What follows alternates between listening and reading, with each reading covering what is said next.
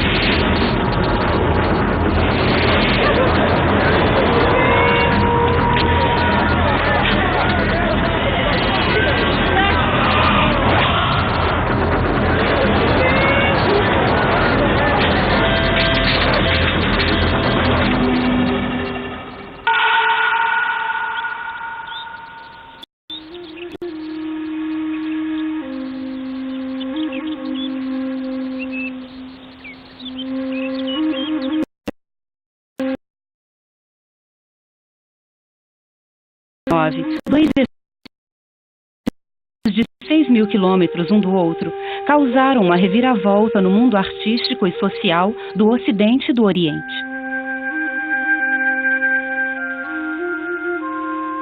Enquanto o canal de Suez abria as portas para a Ásia e para o mundo ocidental, o imperador japonês Meiji, removido do poder pela ditadura militar do Shogun, tirou o país do isolamento ao qual havia sido submetido durante 2 séculos e meio. Essas 2 aberturas simultâneas permitiriam que os ocidentais descobrissem e admirassem obras de arte singulares daquele período. As xilogravuras japonesas. A arte japonesa do ukiyo-e.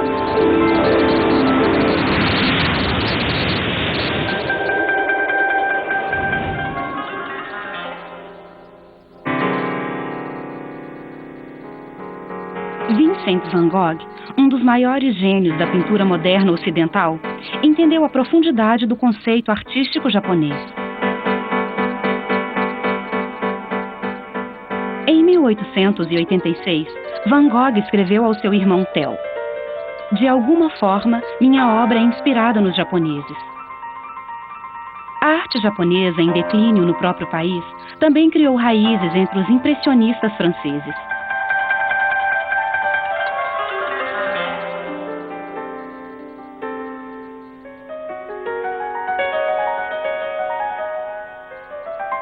Mais tarde, ao observar a paisagem nevada do sul da França, Van Gogh escreveu: "E a paisagem nevada com seus picos nevados, tal qual o céu brilhante como neve, parecia as paisagens de inverno construídas pelos japoneses."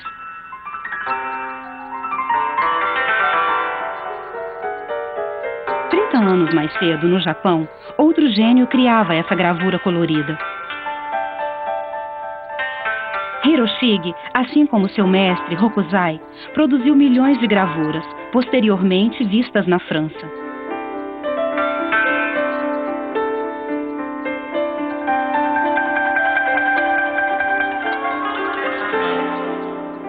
A gravura japonesa, uma arte nova, influenciou grandes artistas revolucionários, desde Van Gogh até os impressionistas.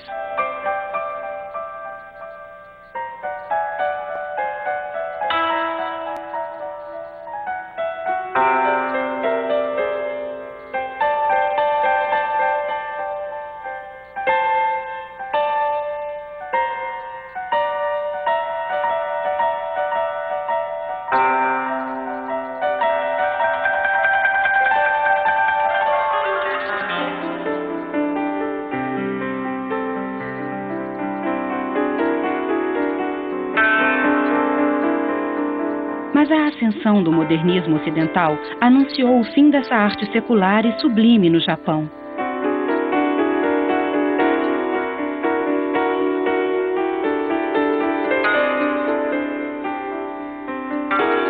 Sem terem tido contato, sem nem mesmo saber da existência uns dos outros, os criadores das gravuras japonesas e os pintores vanguardistas franceses do século XIX compartilhavam as mesmas aspirações artísticas. Em reação à arte oficial e pomposa da pintura acadêmica durante o Segundo Império na França, um grupo de jovens artistas adeptos da liberdade de expressão e inclinados à natureza e ao realismo humano criaram um movimento artístico inovador: o impressionismo. Eles se recusaram a adotar as regras e os códigos rigorosos impostos a quem desejava seguir carreira na pintura tradicional. A imitação de obras grandiloquentes da antiguidade não lhes interessava. Eles odiavam os imensos quadros mitológicos cujos temas se distanciavam muito das preocupações do cotidiano moderno. Eles queriam pintar e expressar a beleza natural e simples dos espaços e das pessoas ao seu redor.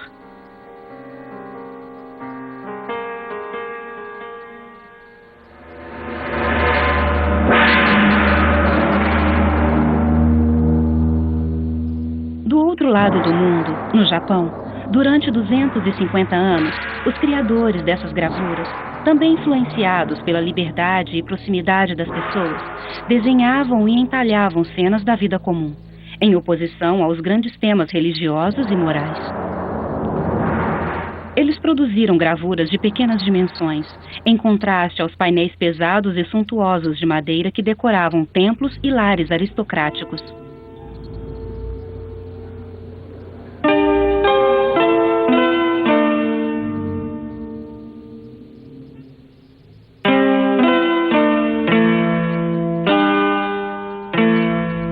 Em resposta a essas pinturas vastas, escuras e carregadas, os artistas alternativos da Europa e do Japão criaram formatos coloridos e acessíveis a todos.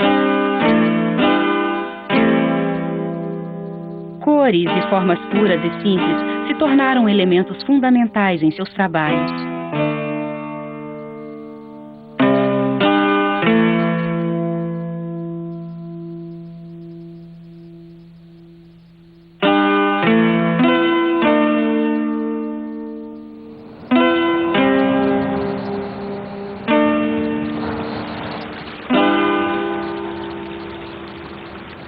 Graças às magníficas paisagens japonesas de Hiroshige e Hokusai, os pintores franceses puderam encontrar novas fontes de inspiração. Flores, árvores e a extravagância da natureza se tornaram temas da nova pintura, especialmente entre os impressionistas.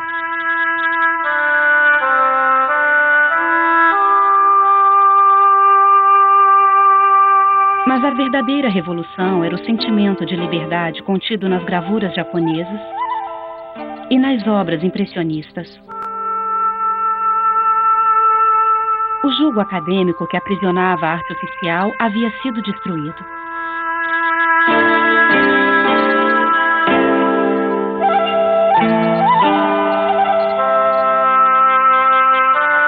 Eles tinham as mesmas preocupações humanas e artísticas.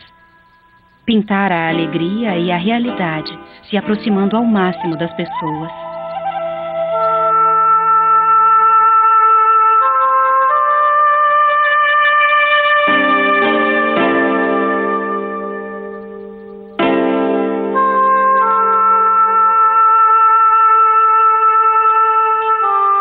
Os jovens pintores franceses, em busca de liberdade artística, encontraram nos artistas japoneses um reflexo de seus próprios anseios.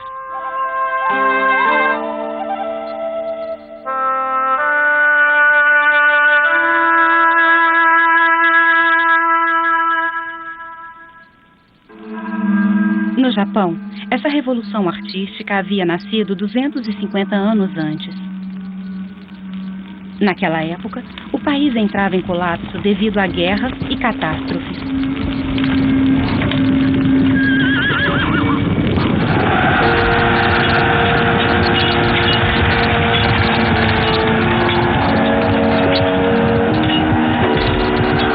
Enfrentando a fome, grandes incêndios e a implacável ditadura do Shogun Tokugawa, o povo encontrou refúgio na diversão e no ócio.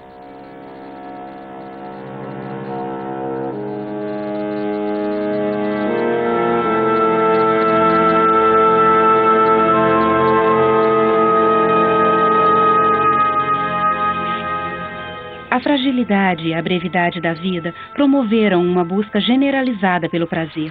A população se entregou à moda, às festividades e aos deleites efêmeros. Uma espécie de dolce vita ao estilo japonês. O povo precisava de momentos de descontração para encarar o sofrimento que o oprimia. A sensualidade, naturalmente, desempenhou seu papel. O amor e os prazeres eróticos, a contemplação da natureza, alegrias simples e infantis. O entretenimento cultural, o teatro, a música e a dança conduziram o surgimento de um singular movimento artístico e social.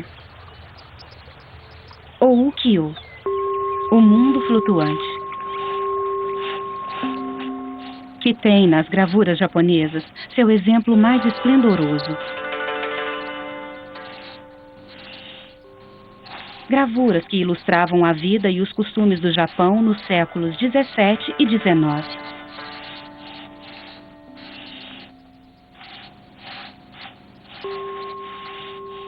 Seu nome era ukiyo-e, que significa imagens do mundo flutuante.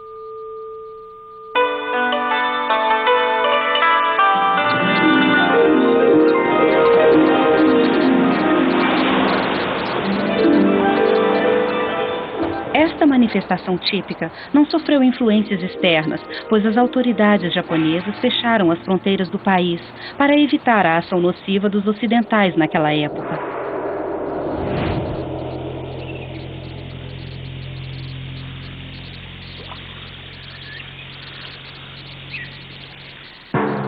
Em 1542, 50 anos após Cristóvão Colombo ter descoberto a América e 300 anos após a fantástica viagem de Marco Polo, um navio português enfrentou uma tempestade terrível e encalhou na costa japonesa. Era o primeiro contato entre o Japão e o Ocidente.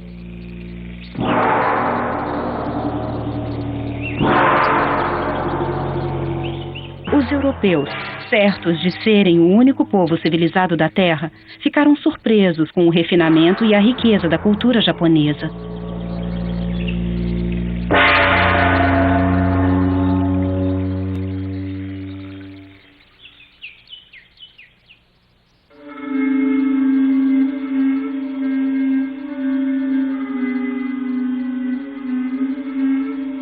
Como não havia uma grande potência central no Extremo Oriente, e sim diversas pequenas províncias que viviam guerreando entre si, os comerciantes portugueses conquistaram gradualmente a confiança dos governantes locais, criando um invejável império comercial.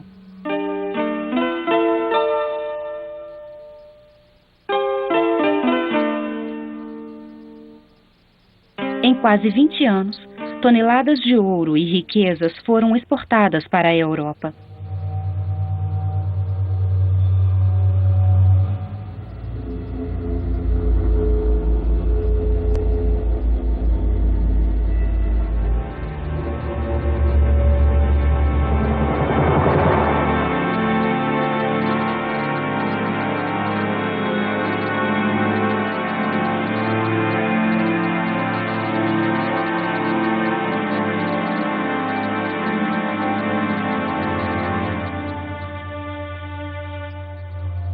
Mas a feroz concorrência entre os países daria um fim às relações entre Japão e Europa. Quando os holandeses, liderados pelo explorador inglês William Adams, chegaram ao Japão para também negociar, graves desavenças irromperam entre Portugal e Holanda. Após meio século de monopólio comercial no Japão e da pilhagem de riquezas do país por estes dois países, inimigos entre si, a ditadura do Shogun pôs fim a esta relação de uma vez por todas e proibiu qualquer estrangeiro de pisar em território japonês.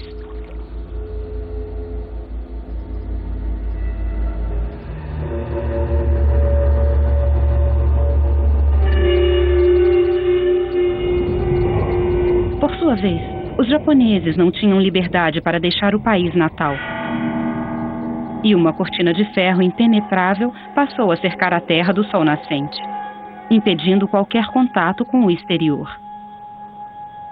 O Japão se vingava dos anos de pilhagem estrangeira e só viria a abrir suas portas novamente 2 séculos mais tarde.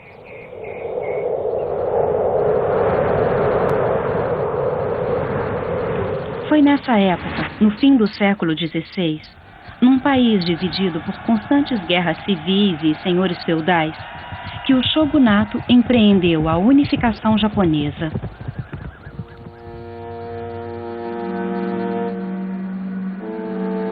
E um longo período de paz foi estabelecido no Japão, que duraria quase 300 anos. O imperador, ainda uma figura respeitada, permaneceu em seu palácio em Kyoto enquanto os chefes militares e sua comitiva decidiram deixar a capital. O shogun decidiu se fixar em Edo, uma nova cidade litorânea que mais tarde, no século XX, viria a se tornar a cidade de Tóquio.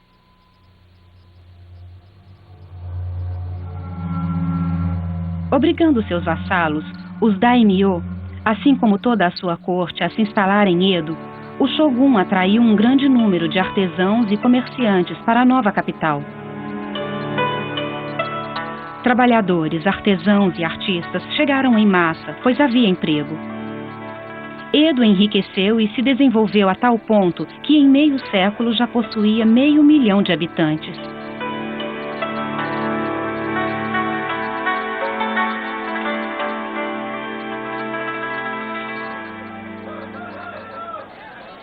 Surgia a classe média. Enriquecendo a cada dia, ela logo superou a nobreza em luxo e riqueza. Mas o shogun se recusou a aceitar a importância dessa próspera burguesia. E a classe foi banida de qualquer tipo de participação política.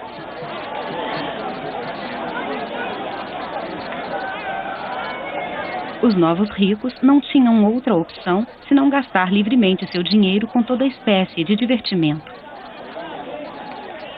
O lazer e a busca pelo prazer passaram a ganhar mais destaque nos costumes locais.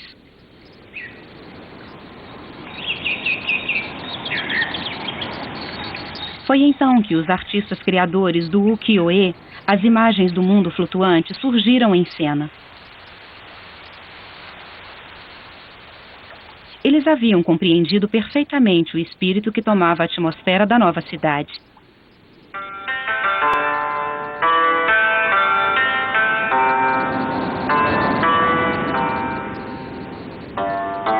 As pessoas e a vida rotineira se tornaram o foco dos pintores. Eles agora estavam a serviço dos compatriotas com quem compartilhavam a vida. Em sua arte, personagens trabalham no campo ou nos barcos.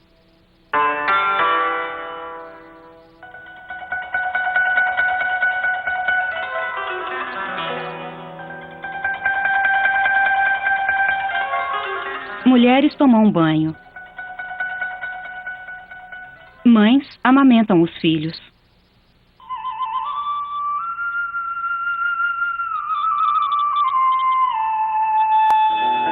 As mulheres, às vezes, aparecem seminuas em situações bastante naturais.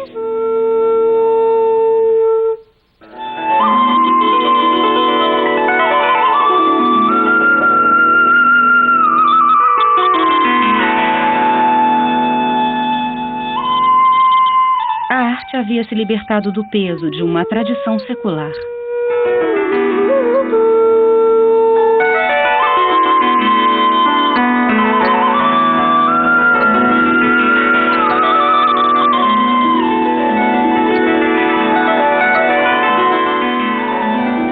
Imagens de uma vida descontraída associada aos prazeres efêmeros refletiam o estilo de vida burguês de Edo.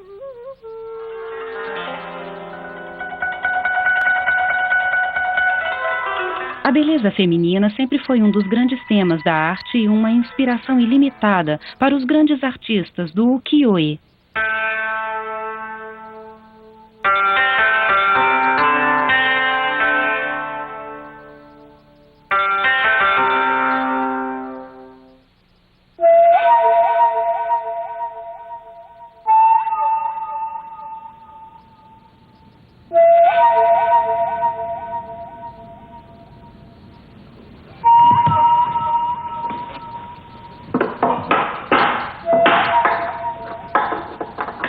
Para atingir o máximo de pessoas e reduzir o preço das obras de arte, os artistas do mundo flutuante usavam a técnica de impressão com a madeira entalhada, a xilografia.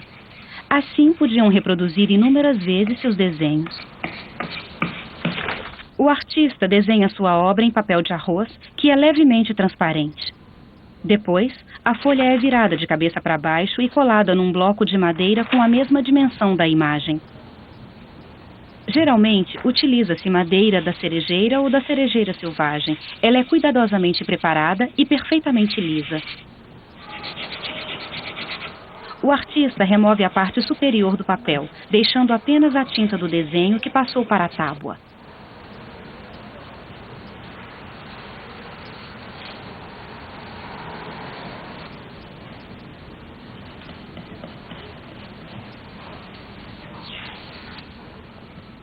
O gravurista então começa seu trabalho raspando os pedaços de madeira que ficaram brancos durante a impressão. A técnica é meticulosa e precisa.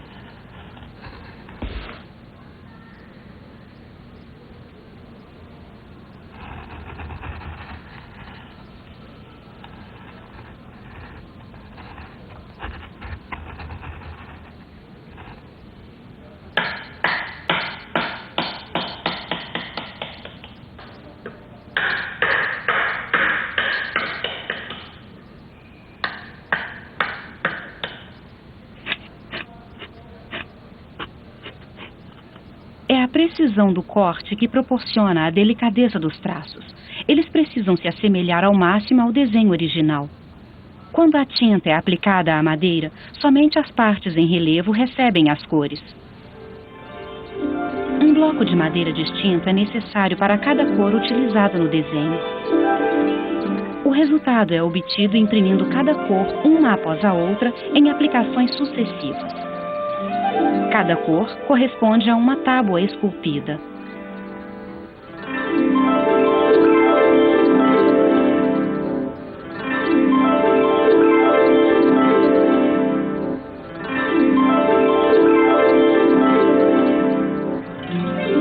Marcações muito precisas do ponto de união de cada tábua permitem que o gravurista atinja um resultado perfeito.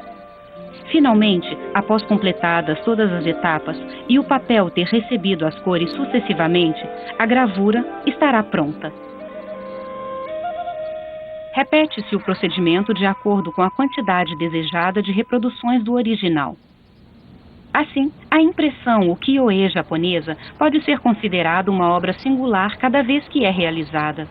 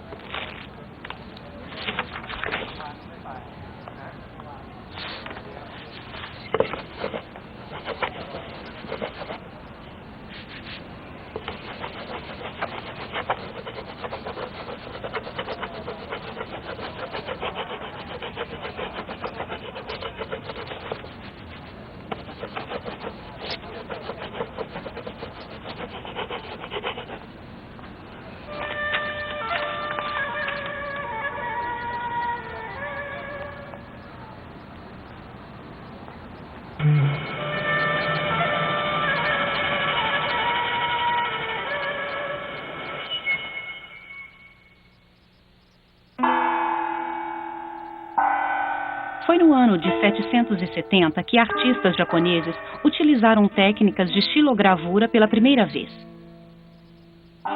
Na época, foram apenas criadas impressões monocromáticas com temas budistas importados dos chineses, que já conheciam a xilogravura havia mais de um século. Somente 900 anos depois, nasceram as impressões japonesas, puramente artísticas, com o ukiyo-e.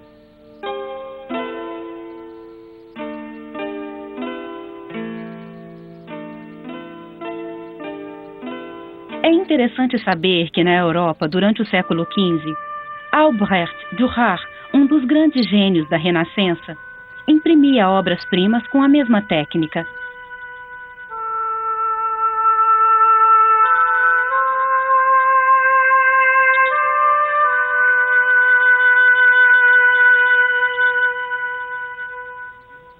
início do século XVII, Moronobu criou as primeiras gravuras em folhas separadas, quando as gravuras eram usadas prioritariamente para ilustrar livros. O artista rapidamente aprendeu que, com o espírito do mundo flutuante que começava a reinar entre a população da nova cidade, pequenos formatos de fácil acesso eram os mais populares.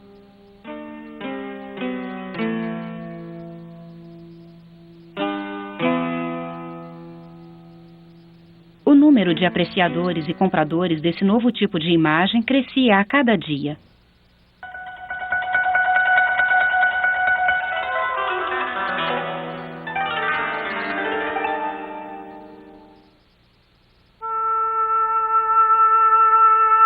Então, era completamente natural que começassem a surgir imagens eróticas de casais fazendo amor.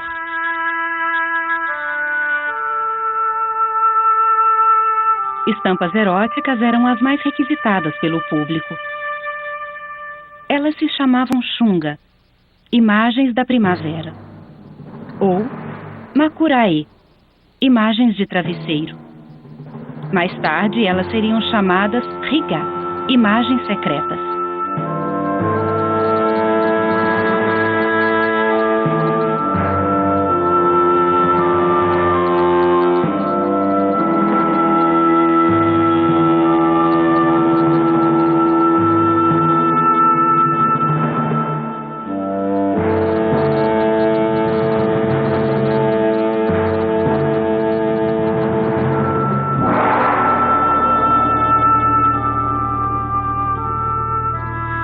Em 1896, o famoso escritor francês Edmond de Goncourt afirmou o seguinte a respeito da gravura do brilhante Hokusai, Mulher Tomada por um Polvo.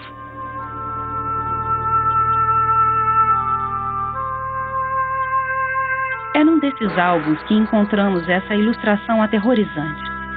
Na rocha esverdeada por algas, vemos o corpo desnudo de uma mulher desfalecendo de desejo. Não sabemos se ela se afogou ou ainda está viva, tendo sido sugada no baixo abdômen por um polvo imenso. Com olhos amedrontadores em forma de crescentes negros, enquanto um polvo pequeno devora ansiosamente sua boca.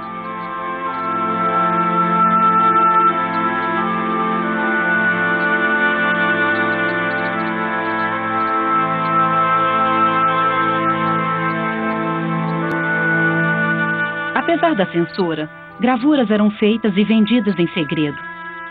A partir de então, elas se tornaram cada vez mais excêntricas e sofisticadas. A fineza e a elegância dos traços, a delicadeza das cores e das formas e a sensualidade das personagens atingiram novos patamares de refinamento. Essas imagens eróticas descrevem o ato sexual com total franqueza. As gravuras eram tão populares que eram vendidas abertamente em lojas.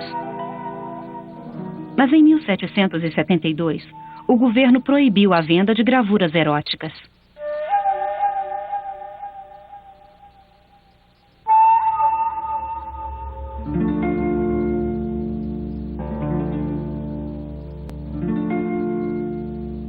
Como o órgão sexual possui, dentre outras coisas, uma função simbólica, ele é representado em proporções descomunais. É interessante saber que na Europa, há mais de 2000 anos, o deus Príapo era uma figura com um enorme pênis ereto. Filho de Afrodite, a deusa do amor, e de Dionísio, o deus do vinho e da arte, Príapo era o deus da fertilidade.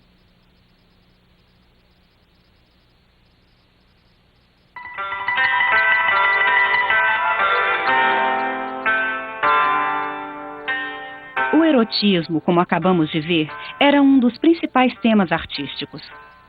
Ele simbolizava a fantasia das pessoas, mas também um tipo de anarquia que confrontava as regras.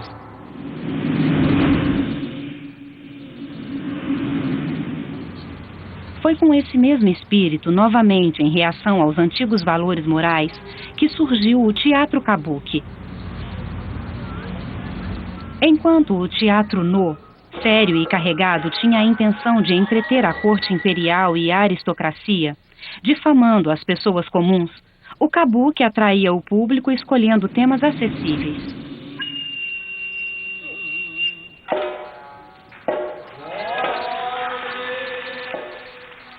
Inicialmente, ele era uma exibição com conotações sexuais.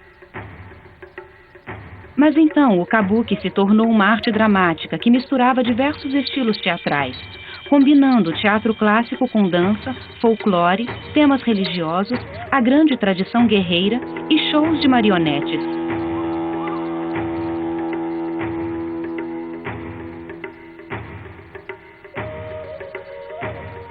O kabuki era inicialmente uma exibição de danças eróticas interpretadas por mulheres. Prostitutas talentosas que perceberam como se beneficiar do sucesso desse entretenimento erótico organizavam exibições em todo o país.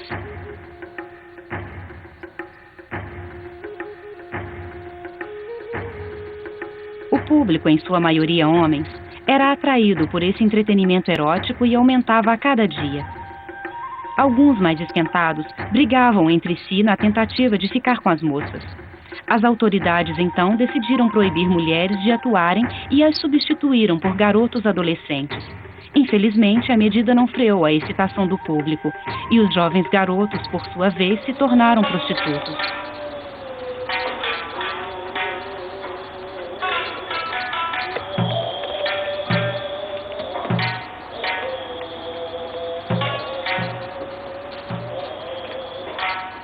Em 1632, quase meio século depois, o governo tomou uma decisão irrevogável. Dali em diante, papéis femininos só poderiam ser interpretados por homens mais velhos.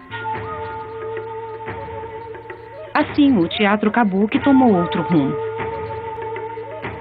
Ele se tornou uma arte opulenta e vistosa, com figurino e maquiagem multicoloridos.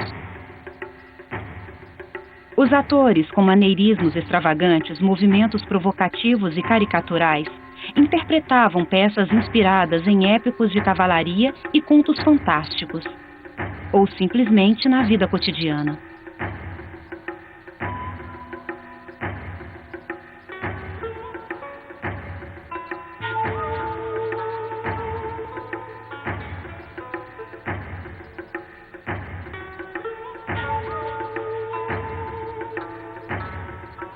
Esses excepcionais atores, que interpretavam papéis femininos transformando o corpo com pó de arroz, batom vermelho, perucas, olhos redesenhados, roupas, gestuais femininos e inclusive alterando a voz, tinham tanto carisma que os artistas também sucumbiram ao charme deles.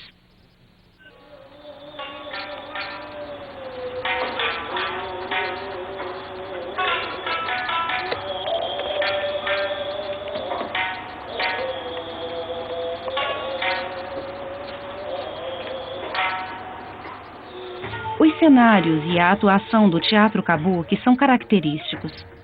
Esses espetáculos maravilhosos ainda existem, passados quase 4 séculos, cativando plateias ao redor do mundo. Mas o público não se interessa apenas pelo espetáculo que ocorre no palco. No excepcional espaço reservado ao teatro kabuki, com bancas de souvenirs, restaurantes e grandes lojas, os espectadores podem passar o dia todo comendo e conversando.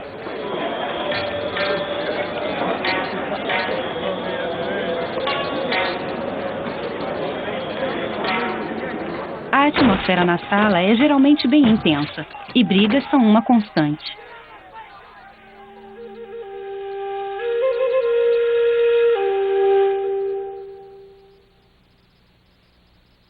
Algumas peças satíricas criticavam ou faziam graça de personalidades importantes ou aristocráticas da época.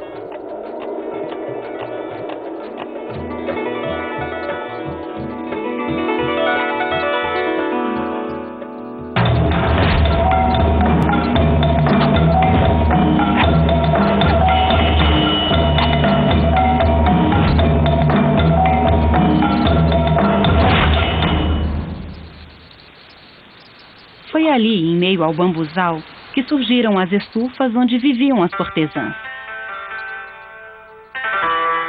Era lógico que, não muito longe dos teatros kabuki, houvesse zonas de prostituição chamadas Yoshimara.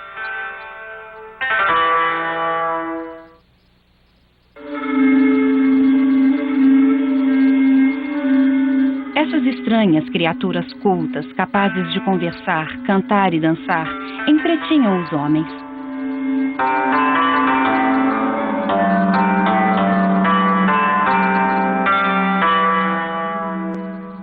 Mais conhecidas como geishas, essas cortesãs não eram prostitutas. Eram mulheres jovens que conquistavam seus clientes pela beleza, elegância e sofisticação. A palavra gay significa arte. E a palavra chá, a pessoa.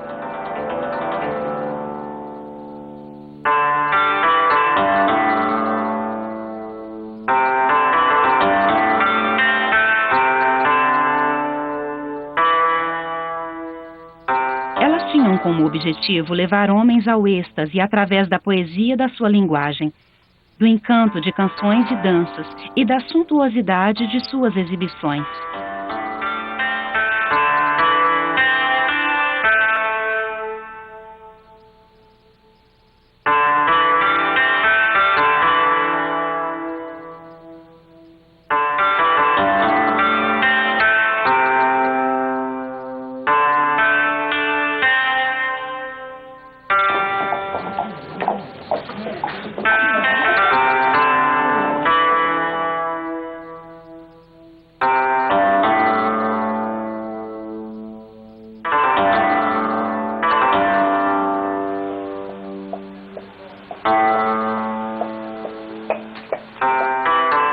A beleza dessas moças, em princípio intocáveis, também refletia perfeitamente o espírito do mundo flutuante.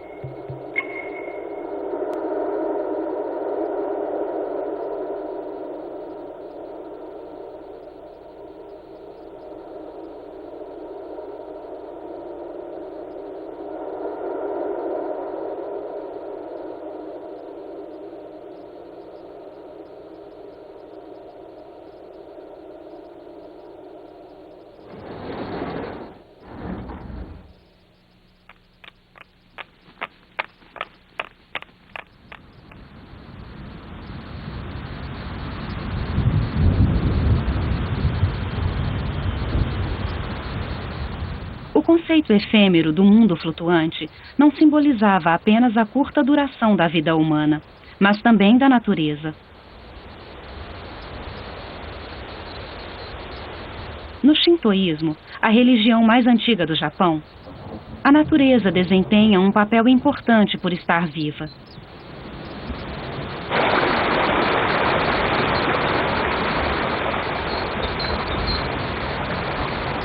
Toda a criação da Terra tem uma alma.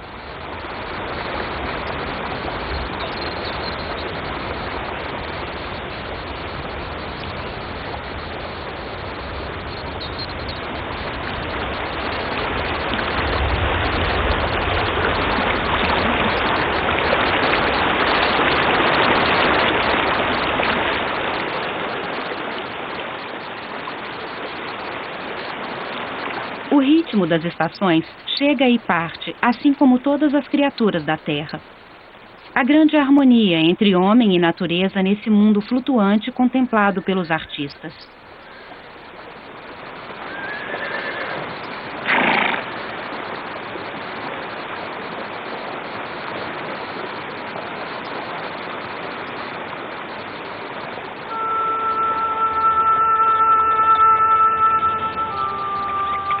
Enquanto nas gravuras primitivas, montes, árvores e rios serviam apenas como pano de fundo para retratos, com Hokusai, a paisagem passou a ser um tema em si.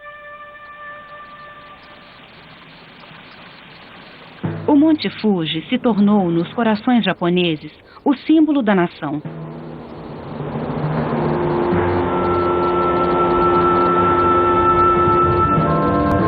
Veneram esse vulcão majestoso que expeliu sua ira pela última vez em 1707.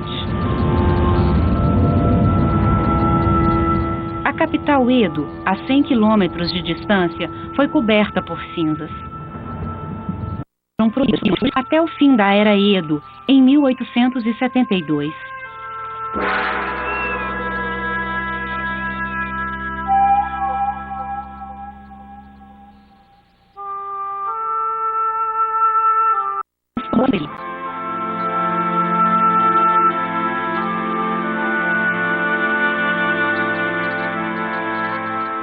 Sua obra lírica, mais sensitiva e menos intelectual do que a de seu mestre, atingiu o equilíbrio perfeito entre pessoas e natureza, integrando homens e mulheres às paisagens.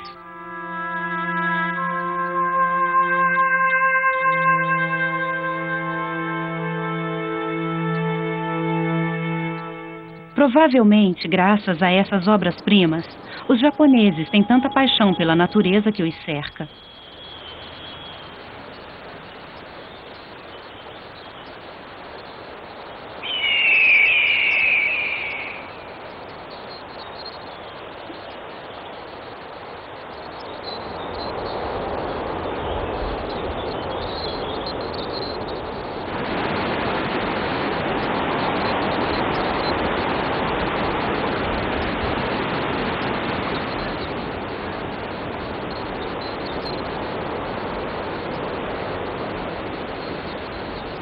Como disse Ryoi no século XVII, quando escreveu sobre o mundo flutuante, viver apenas o presente, contemplando a lua, a neve, o florescer das cerejeiras e as folhas de outono, gostar de vinho, mulheres e música, flutuar no rio da vida como uma cabaça flutuando na água.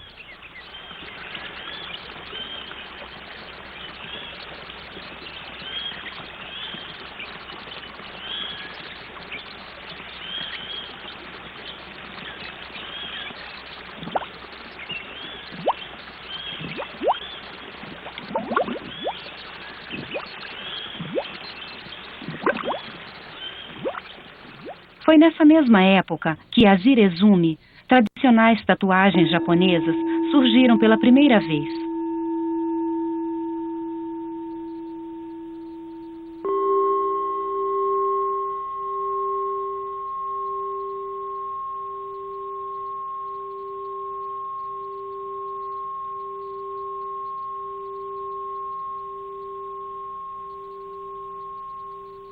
Os temas marcados na pele eram inspirados nas gravuras ukiyo-e. Os tatuadores eram antigos gravuristas e desenhistas de gravuras.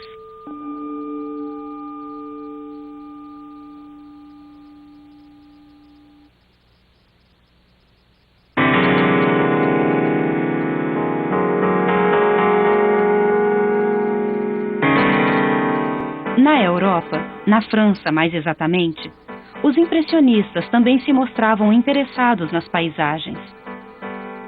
As cores eram usadas como modo de expressão e emoção, e não mais como simples adorno. Ela se tornou um elemento fundamental nessas pinturas. Como os artistas japoneses de ukiyo-e, os impressionistas rejeitavam as regras básicas do classicismo na arte.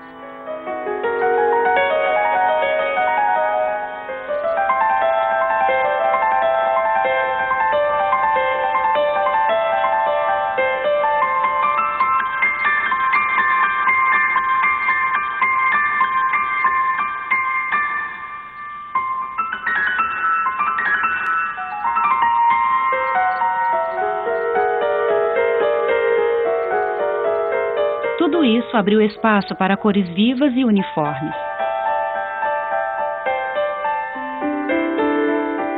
Ou temas livres, sem tabus e próximos às pessoas, como haviam feito os artistas japoneses dos séculos anteriores.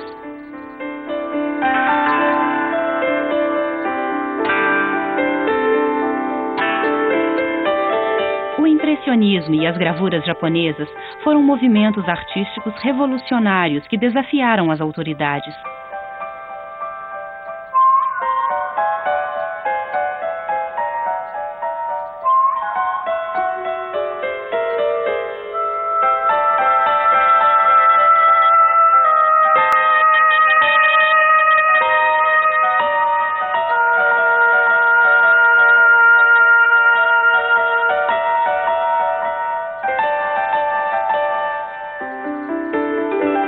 Como se por coincidência, quando o Ocidente começou a admirar as gravuras japonesas, a França viveu seus anos de felicidade, descontração e joie de vivre.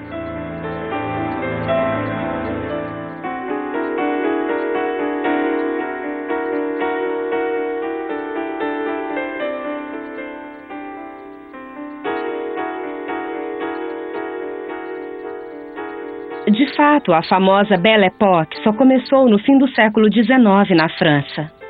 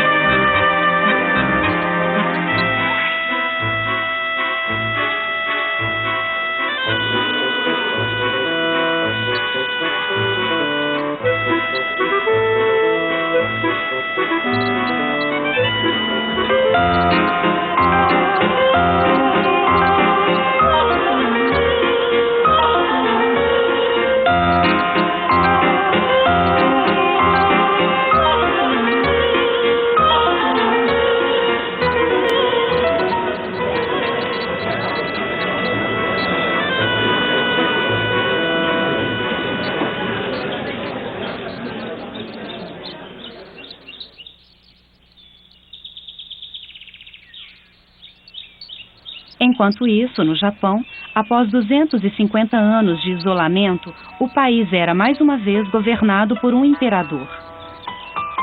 A era Meiji pôs fim ao mundo flutuante e seus prazeres efêmeros, conforme o país se ocidentalizava.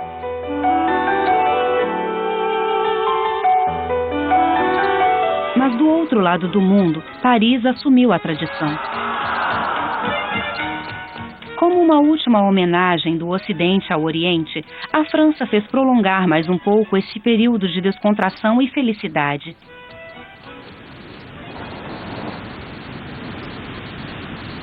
Infelizmente, ele não perduraria. 25 anos depois, a barbárie humana pôs fim a esse entusiasmo criativo. E o mundo mergulhou na Primeira Guerra Mundial.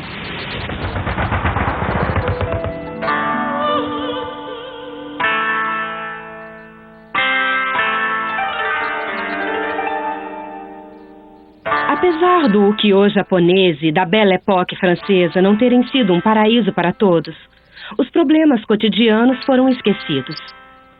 Durante poucos esplendorosos momentos, as pessoas se deixaram levar por fantasias e prazeres simples, como uma pena levada pelo vento.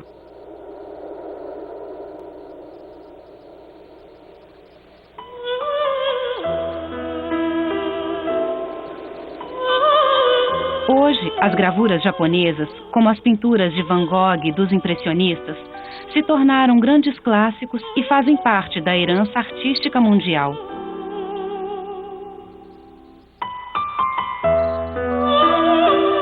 Sua ousadia e sua resistência à opressão das autoridades são exemplos a serem seguidos em todos os lugares.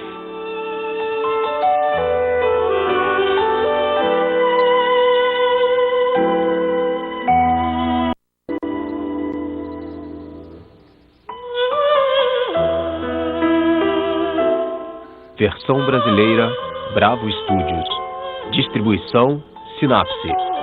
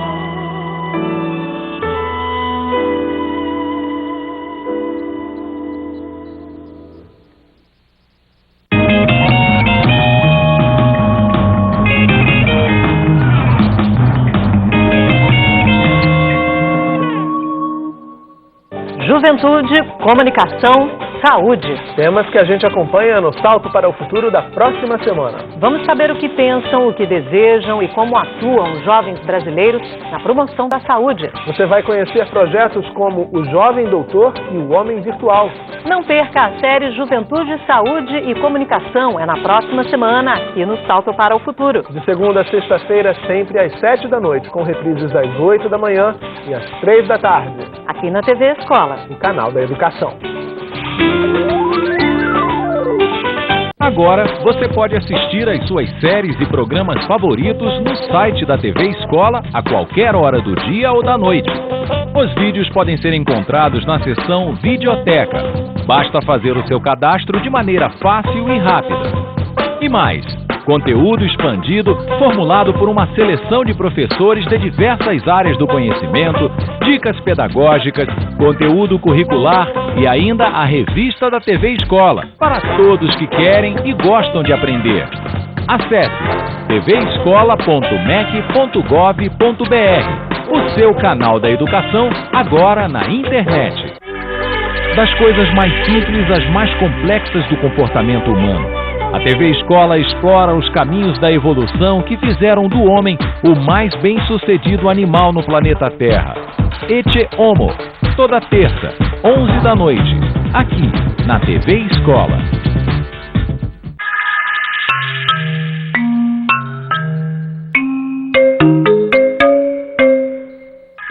Assista agora Enciclopédia do Tempo. Enciclopédia do Tempo. O Sol. Distribuição DIDAC. O Sol é uma estrela surgida há 4,6 bilhões de anos, nascida de uma nebulosa. As poeiras desta nebulosa, chamadas comumente de nuvens, teriam se aglomerado progressivamente. Resultado, nosso sistema solar composto por planetas telúricos, como Vênus, Marte ou Terra, e gigantes gasosos, como Júpiter e Saturno, sem esquecer os asteroides e cometas. Esse gigantesco balé cósmico se estende a uma distância equivalente a 49 vezes a da Terra ao Sol. O Sol é uma verdadeira central termonuclear, constituída principalmente de gás. Em um segundo apenas, o Sol emite mais energia do que os humanos consumiram desde o início de sua civilização. Sua massa equivale a 300 mil vezes a da Terra.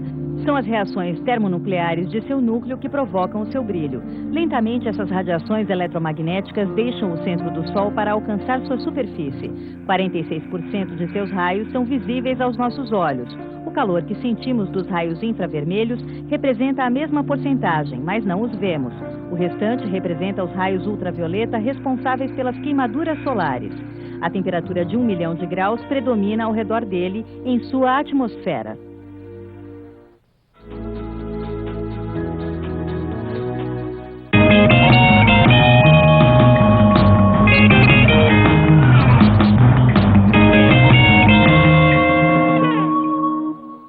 Bem-vindo a bordo desta fantástica espaçonave, a Terra. Enquanto você assiste à televisão, penetramos no espaço a mais de 107 mil quilômetros por hora, a 30 quilômetros por segundo. Vamos fazer uma viagem de 1 ano em torno do Sol e observar a galáxia e os fenômenos astronômicos que acontecem nesse período. Espaçonave Terra, sábado, meio-dia, com reprise 6 da tarde. TV Escola, o canal da educação.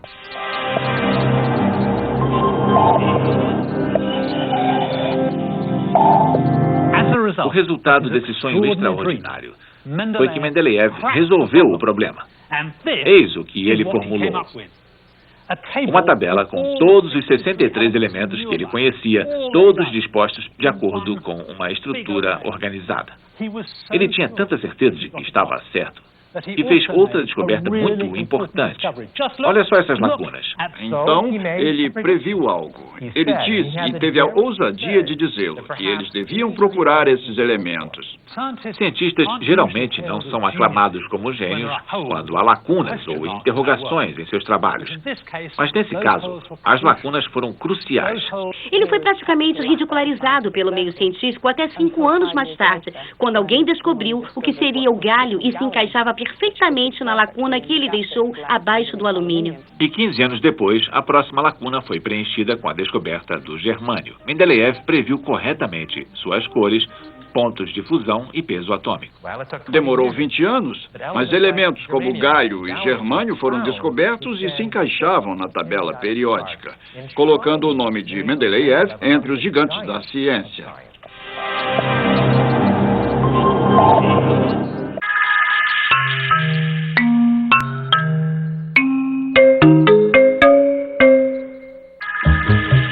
Assista agora Espanhol.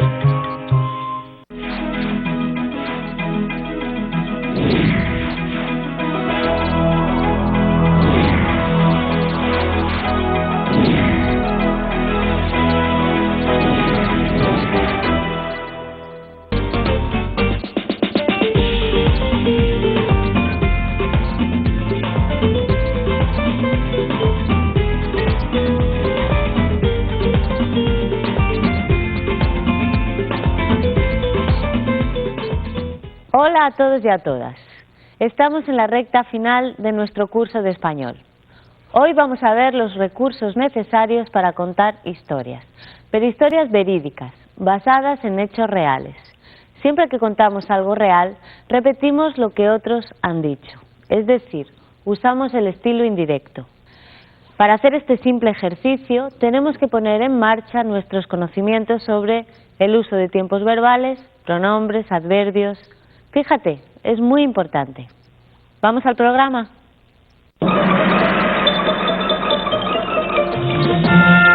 Hola amigos, bienvenidos al curso.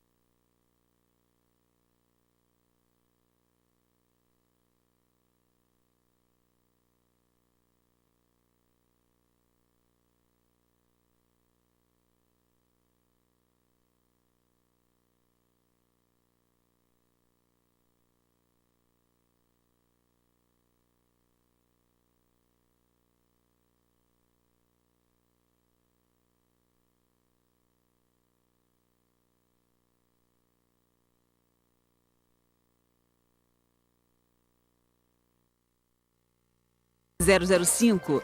Para doar R$15, ligue 0500 2010 015. E para doar R$40, ligue 0500 2010 040. Para garantir a doação, é preciso ouvir a mensagem até o fim. Para doar outros valores, entre na nossa página na internet e clique na marca Criança Esperança. Os brasileiros que vivem no exterior só poderão doar pela internet. A sua doação é depositada diretamente na conta da Unesco e não tem dedução fiscal. Falta de dinheiro, de tempo. Esqueça as desculpas para não fazer atividade física. A repórter Camila Marinho vai mostrar todos os detalhes de como malhar em casa. Braços bem torneados, bumbum durinho e barriguinha no lugar. Nenhuma gordurinha à mostra. Daí o sonho de muita gente. Todo mundo sempre está correndo atrás disso. Por quê?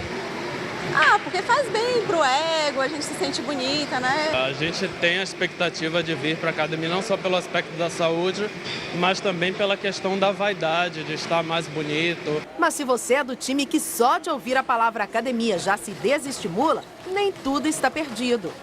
Se o problema for tempo ou dinheiro, não se preocupe. É em casa mesmo que você vai malhar. Para isso, basta um pouquinho de criatividade para substituir os aparelhos da academia por objetos que você tem dentro de casa. Balde, garrafas plásticas, toalha de praia, sacos de alimentos, livros e até um cabo de vassoura.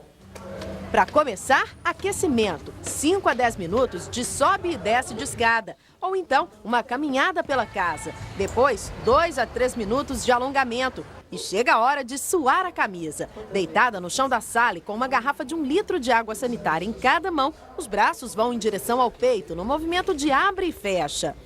A gente vai fazer 3 séries de 8 a 15 repetições. Depois você vai trabalhar o famoso músculo do tchauzinho. Com livros nas mãos, faça movimentos para cima e para trás. Também são 3 séries de 8 a 15 repetições.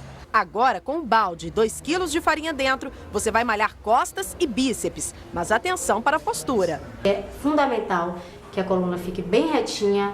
Está trabalhando o lado direito, então a perna direita fica atrás e a esquerda na frente. Sobe e desce braço. O cabo de vassoura com 1 quilo de alimento em cada ponta fortalece ainda mais a musculatura. E se o seu problema for o culote, você vai precisar apenas de uma faixa ou tecido elástico.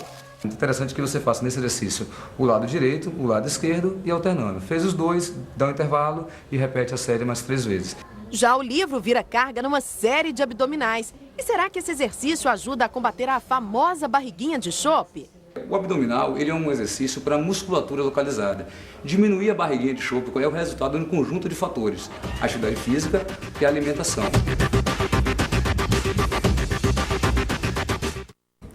E você vai ver a seguir as dicas para o solteiro evitar desperdícios na hora das compras no mercado e quando for guardar os alimentos em casa. E como a tecnologia pode aproximar os jovens dos livros. Agora no horário de Brasília, 1h26. A gente volta já, hein?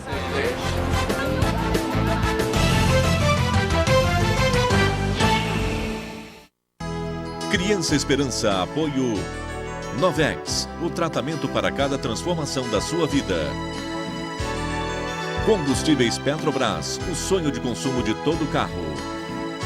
E Tramontina, não se engane, panela inox é Tramontina. Não espere o melhor horário para ligar. Interligue 23, DDD e DDI de fixo com um só preço, 23 centavos. Qualquer dia, qualquer hora.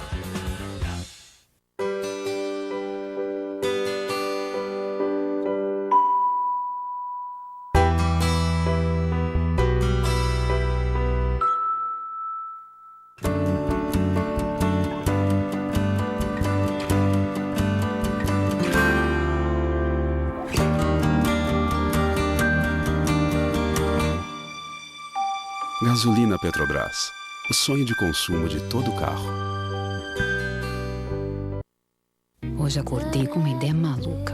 Fazer um jantar especial pra mim e pro meu marido. Pizza ou lasanha sadia, sabores R$ 4,98. Arroz Camil, 5 kg e 6,99. Você não pode perder. Uma boa história começa aqui.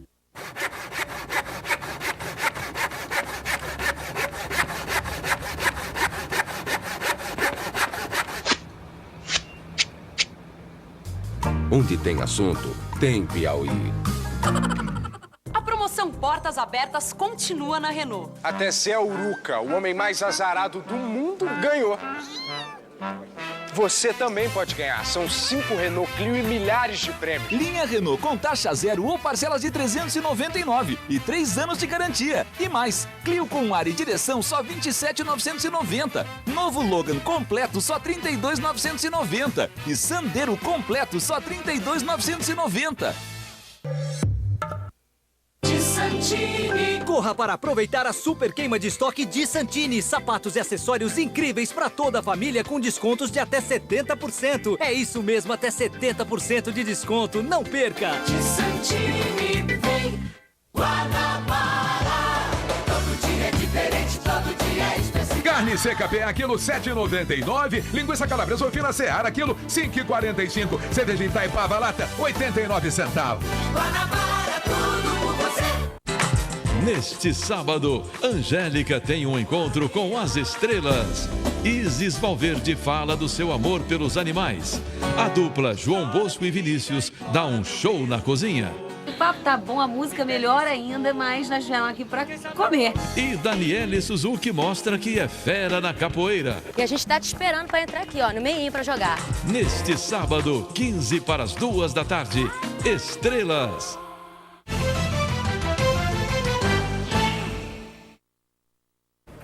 Nós mostramos